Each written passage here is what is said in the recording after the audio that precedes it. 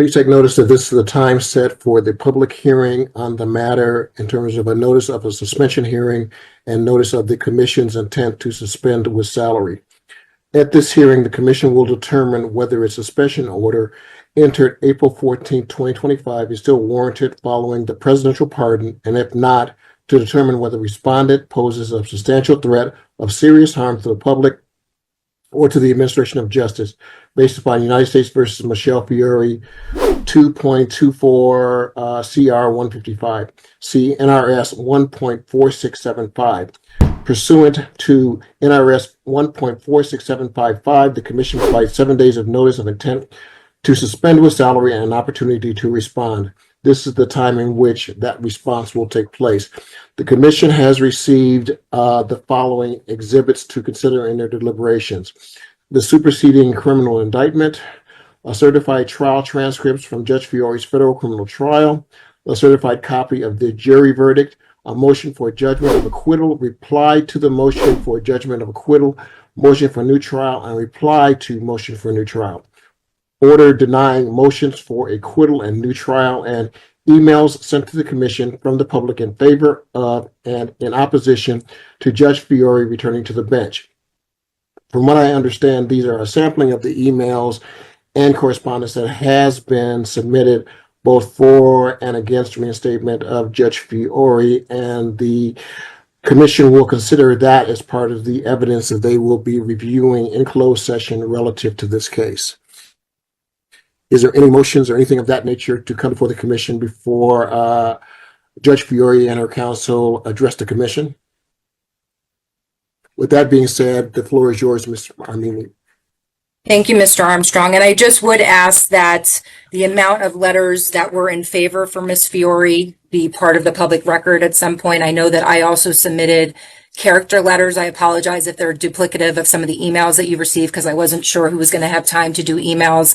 I will preface that the letters were for sentencing, and that I did ask some of those letter writers if I could use them in the commission, and they authorized that. So I just want to preface that when they're written to Judge Dorsey, that is why.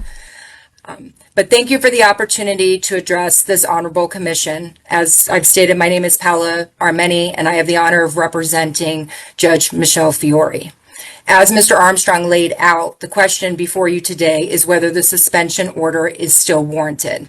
And I submit that it is not. And to the extent that any additional suspension continues, I submit that it would exceed this commission's jurisdiction and would be an abuse of discretion. Let me start first with a pardon. A pardon reaches both the punishment and the prescribed offense, both the punishment and prescribed for the offense and the guilt of the offender when the pardon is full. It releases the punishment and blots out the existence of guilt.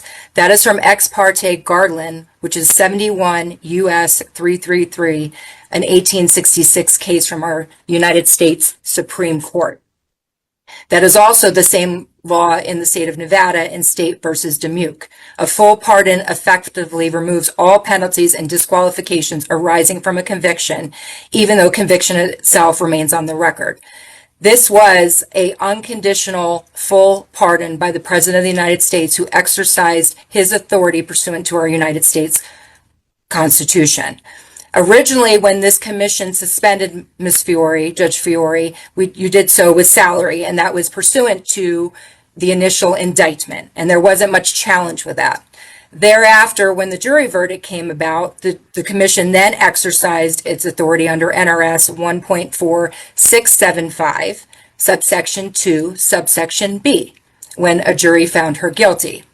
In doing so, you have seen me several times, or my colleague Ms. Marina, come before you at every 60 days where there's a discussion whether we're going to rescind and reinstate this suspension without salary. And when the commission has done that on several occasions in their order, they have specifically said that there has been no change in circumstance and a formal statement of charges is premature because she's yet to be sentenced. So that puts us in this situation that we are here today, and we'll talk about some of the other factors. But that puts us in the question today of when does this end? The commission can no longer issue, rescind, and reinstate based on this conviction, based on the pardon. So we're in a situation that there will never be a sentencing and there will never be a judgment of conviction based on the timing of the pardon. Then we move on to the second portion, which I think the commission has taken the position that if the presidential pardon doesn't work here, well, we can look at another avenue for Judge Fiore to maybe suspend her. And that's where we talk about the substantial threat of serious harm. I submit to this commission, and I want to read a quote. Quote, "The commission only has jurisdiction over misconduct committed while serving as a judge. Therefore, the commission could not pursue alleged infractions committed in a previous capacity." End quote. This was an official statement by the Judicial Discipline Commission back on June 19th of 2019 to the Nevada Current when asked whether the Judicial Commission would take action against some judges that were former prosecutors and their behavior while they were a prosecutor. The commission went on to say, "Bar Council, the ABA is not the law in Nevada." Quote, the commission responded. So the commission itself has put out that they do not have jurisdiction when somebody is not a sitting judge. NRS 1.440 subsection 2B talks about the commission's jurisdiction as a result of an act or commission that occurs on and after the date on which the judge enters upon the duties of office. So why is this important? Because the 6-month period that is subject to all the documents that you have received that are supposed to be important to this matter today are based on conduct that occurred July 2019 through February of 2020, a 6-month period. At that time, Michele Fiore was an elected political official, and as we know, political officials are not subjected to the judicial rules of the judicial canons. The judicial canons would not have applied to Michele Fiore in July of 2019 and February of 2020. There is nothing before this commission about her conduct as a judge. Nothing. And to allow the commission to go back almost 5 years later and look at her actions 5 years later when she was not subject to judicial canons, she was not sitting on the bench, is dangerous. It's dangerous precedent, and it circumvents not only the presidential pardon, but the use of this conduct that's not related to her being a judge at all. And frankly, if that's the precedent that this commission takes, that should put every sitting judge in a position that they are terrified that at some point in time, the commission will say, years before you even thought about becoming a judge, we're going to look at that conduct that you did, and now it's subject to judicial discipline.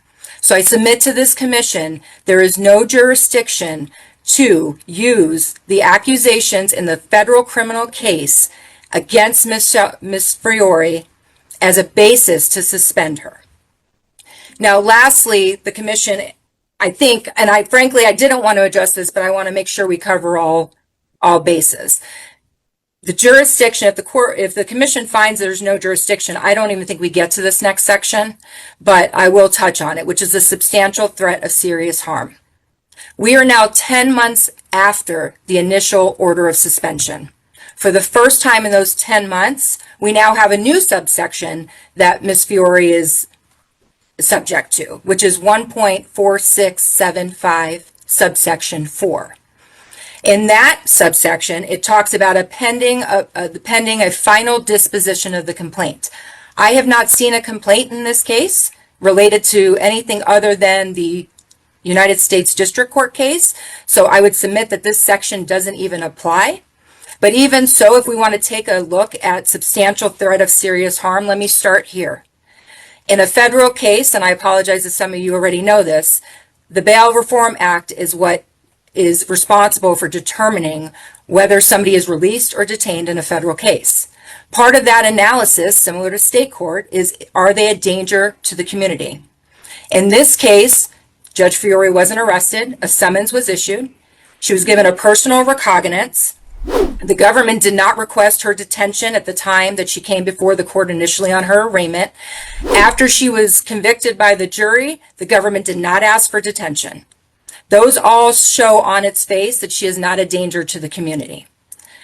Again, looking at a very pointed time period, which is a 6-month period.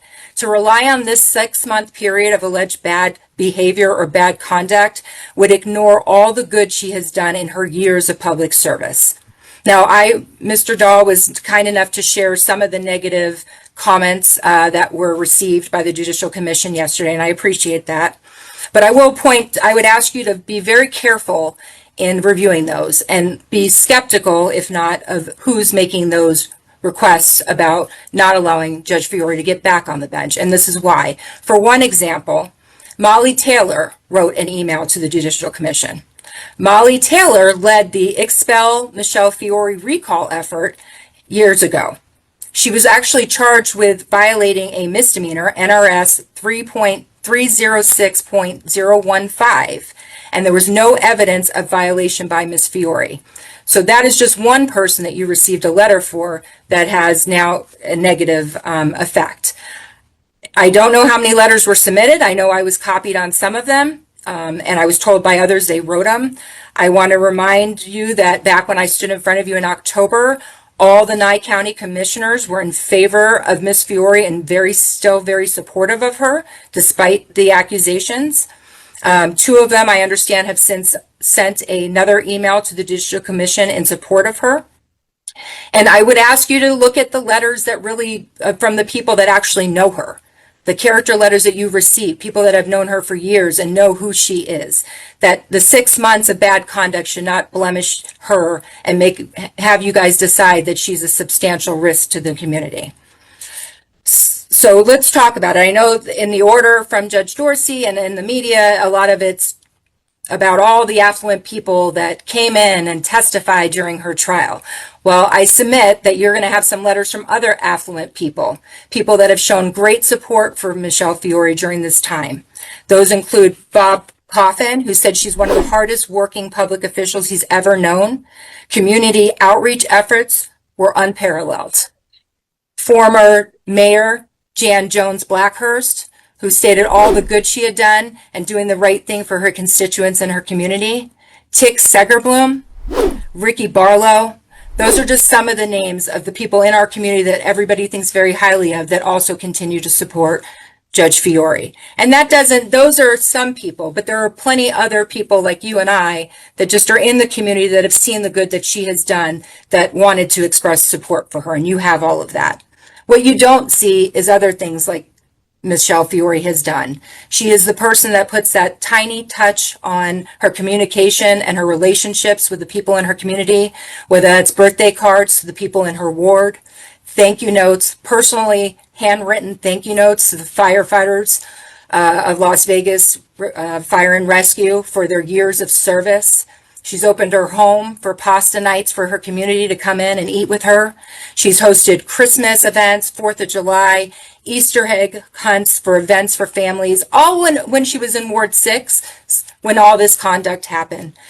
Back to school drives, food during COVID. These are all the things that she has done for this community. It's easy to focus on a small blimp of negative and have people run with that.